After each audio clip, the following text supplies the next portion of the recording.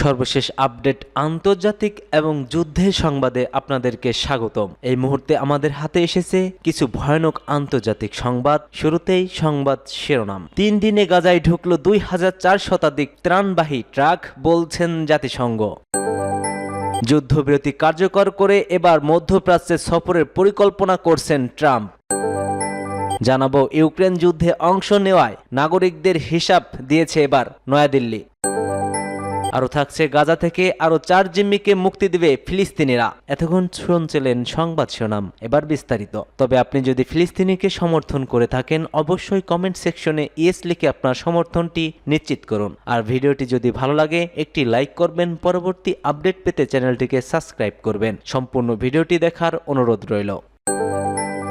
গাজা উপত্যকায় যুদ্ধবিরতির প্রথম 3 দিনে 2004 শতাধিক ত্রাণবাহী ট্রাক প্রবেশ করেছে। এর মধ্যে মঙ্গলবার 21শে জানুয়ারি 897টি ট্রাক ঢুকেছে বলে জানিয়েছে জাতিসংঘ, খবর রয়টার্সের। আগের দিন সোমবার 630টি এবং বিরতির প্রথম দিন রোববার 995টি ত্রাণবাহী ট্রাক প্রবেশ করেছিল গাজায় এবং অধিকৃত পশ্চিম তীরে জাতিসংঘের সহায়তা প্রকল্পের শীর্ষ কর্মকর্তা মুহান্নাদ হাদি রয়টার্সকে নিশ্চিত করেছেন এই তথ্যটি। তিনি জানান, প্রবেশকৃত ট্রাকগুলোর মধ্যে 50টি ছিল জ্বালানিবাহী, বাকিগুলোতে ছিল ময়দা, শাকসবজি, মাংস, ওষুধ, চিকিৎসা উপকরণ, তাঁবু প্রভৃতি। 2023 সালের 7 অক্টোবর ইসরায়েলের ভূখণ্ডে হামাস যোদ্ধাদের নজিরবিহীন হামলার পর গাজায় অভিযান শুরু করে ইসরায়েলের প্রতিরক্ষা বাহিনী IDF। 15 মাস ধরে চলা সেই ভয়াবহ অভিযানে গাজায় নিয়মিত ত্রাণ প্রবেশ করতে দেয়নি তারা। যুদ্ধের সময় IDF গাজায় ত্রাণের প্রবেশ সংকুচিত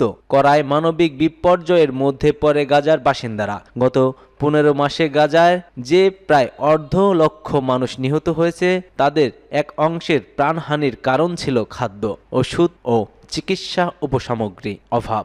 হামাস ও ইসরায়েলের যুদ্ধবিরতির মধ্যে দিয়ে হোয়াইট হাউসে দ্বিতীয়বারের মতো আসনে বসেছেন মার্কিন প্রেসিডেন্ট ডোনাল্ড ট্রাম্প। টানা 15 মাসের রক্তক্ষয়ী সংঘাত এবং বিপুল প্রাণহানি থেমেছে এই যুদ্ধের মাধ্যমে। এদিকে বুধবার টাইমস অফ ইসরায়েল এক প্রতিবেদনে জানিয়েছে, শীঘ্রই মধ্যপ্রাচ্যে সফরের পরিকল্পনা করছে ট্রাম্প, তবে তা তাৎক্ষণিকভাবে হবে কিনা তা নিশ্চিত নয়। সাংবাদিকদের সঙ্গে কথা বলতে গিয়ে ট্রাম্প বলেন, আমরা মধ্যপ্রাচ্যে যাওয়ার কথা ভাবছি, তবে এখনোই নয়। তিনি জানান, সফরের সময়সূচি এখনো চূড়ান্ত হয়নি। ট্রাম্পের এই মন্তব্য তার রাজনৈতিক অবস্থানকে আবারও সামনে এনেছে। প্রেসিডেন্ট হিসেবে তার সময়ে তিনি প্রভাবশালী মধ্যপ্রাচ্য নীতি গ্রহণ করেছিলেন, বিশেষায়িত ইসরায়েল এবং আরব দেশগুলোর মধ্যে সম্পর্ক উন্নয়নে। এদিকে ট্রাম্প প্রশাসনের মধ্যপ্রাচ্য বিশেষ দূত স্টিভ উইটকফ সোমবার নিশ্চিত করেছেন তিনি গাজা সফর করতে যাচ্ছেন। সফরের উদ্দেশ্য হল বন্দি বিনিময় চুক্তি বাস্তবায়ন পর্যবেক্ষণ করা। ট্রাম্প এ প্রসঙ্গে বলেন, আমরা একটি চুক্তির মধ্যে আছি যার মাধ্যমে বন্দিরা ফিরেছে। তিনি উল্লেখ করেন, কিছু বন্দি শারীরিকভাবে অস্বাস্থ্যকর অবস্থায় ফিরেছেন, যেমন এমিলি দামারি, যিনি 7 অক্টোবর হামলার সময় আহত হন এবং সম্প্রতি মুক্তি পান, কিন্তু তার 2টি আঙ্গুল কেটে ফেলা হয়েছে। ট্রাম্প আরো বলেন, যদি আমি এখানে না থাকতাম তাহলে তারা কখনোই ফিরে আসতো না। ইসরায়েল ও আরব কূটনৈতিকরা ট্রাম্প এবং উইটকফের কৃতিত্ব স্বীকার করেছেন, বিশেষ করে ইসরায়েল প্রধানমন্ত্রী বেনিয়ামিন নেতানিয়াহুকে চাপের রেখে বন্দি বিনিময় চুক্তি সম্পন্ন করতে জোর দিয়েছিলেন ট্রাম্প। যদিও বাইডেন প্রশাসনও একাধিক চেষ্টা করেছে, তবে ট্রাম্পের কড়া দৃষ্টিভঙ্গি এবং দ্রুত পদক্ষেপের ফলে চুক্তি দ্রুত সম্পূর্ণ হয়েছে বলে মনে করছেন বিশ্লেষকেরা।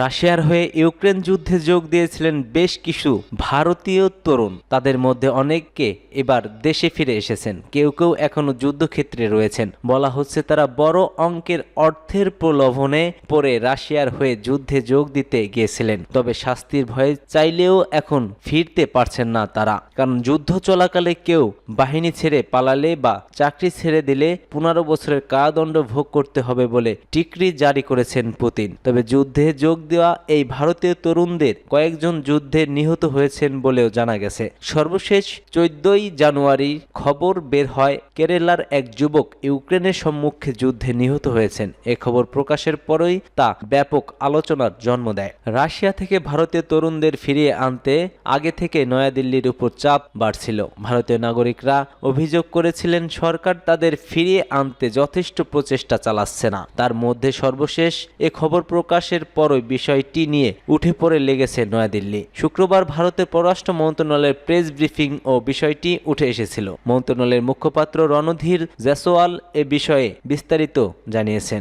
স্থানীয় সময় এক ব্রিফিংয়ে জয়সওয়াল বলছিলেন, আজ পর্যন্ত আমরা রাশিয়ার সেনাবাহিনীতে 126 ভারতীয়র কাজ করার ব্যাপারে অবগত হয়েছি। তাদের মধ্যে 96 জন ইতিমধ্যে দেশে ফিরে এসেছেন। তাদের রাশিয়ার সশস্ত্র বাহিনী থেকে ছেড়ে দেওয়া হয়েছে। তবে 18 ভারতীয় এখনো যুদ্ধ করছেন। তাদের মধ্যে 16 জনের কোনো খোঁজ নেই বলে জানিয়েছে রাশিয়া। অপরদিকে 12 ভারতীয় যুদ্ধে নিহত হয়েছেন। গাজা থেকে আরও 4 জিম্মিকে মুক্তি দেবে ফিলিস্তিনিরা। গাজা যুদ্ধবিরতি কার্যকর হয়েছে। এই যুদ্ধবিরতির অংশ হিসেবে আরও 4 জিম্মিকে মুক্তির কথা জানিয়েছে ফিলিস্তিনের স্বাধীনতাগামী সংগঠন হামাস। আল জাজিরার প্রতিবেদনে এমন তথ্য পাওয়া গেছে। হামাসের কর্মকর্তা তাহের আল নুন আগামী দিন মুক্তি পেতে যাওয়া জিম্মিদের বিষয়ে বিস্তারিত জানান। তিনি বলেন, যুদ্ধবিরতির অধীনে শনিবার আরও কয়েকজন জিম্মিদের মুক্তি দেওয়া হবে। বার্তা সংস্থা এপির সঙ্গে আলাপকালে তিনি বলেন, এ ধরনের চাপে 4 ইসরায়েলি নারীকে মুক্তি দেবে হামাস। এর আগে যুদ্ধবিরতি চুক্তির অংশ হিসেবে প্রথম দিনে 19 জানুয়ারি 3 জিম্মির বিনিময়ে ইসরায়েলি 90 জন ফিলিস্তিনিকে বন্দী করে এবং তাদেরকে মুক্তি দেওয়া হয়। ওই সময় রয়টার্স জানায়, মুক্তি পাওয়া বেশিরভাগ ফিলিস্তিন বন্দী সম্প্রতি আটক হয়েছেন এবং তাদের বিরুদ্ধে কোনো সাজা ঘোষণা করা হয়নি। যুদ্ধবিরতি চুক্তি অনুযায়ী প্রথম ধাপে হামাসের হাতে থাকা 33 ইসরায়েলি জিম্মির মুক্তির বিনিময়ে ইসরায়েল তাদের হাতে আটক কয়েকশো ফিলিস্তিনি বন্দীকে মুক্তি দেবে। 6 সপ্তাহের মধ্যে এই বন্দী বিনিময় শেষ হবে। এ চুক্তির ফলে গাজায় ঘনবসতিপূর্ণ এলাকাগুলো থেকে ইসরায়েলি সেনা প্রত্যাহার করা হবে এবং বাস্তুচ্যুত ফিলিস্তিনিরা তাদের বাড়িঘরে ফিরে যেতে পারবেন। ত্রাণবাহী ট্রাকগুলোকে প্রতিদিন গাজায় প্রবেশ করতে দেওয়া হবে।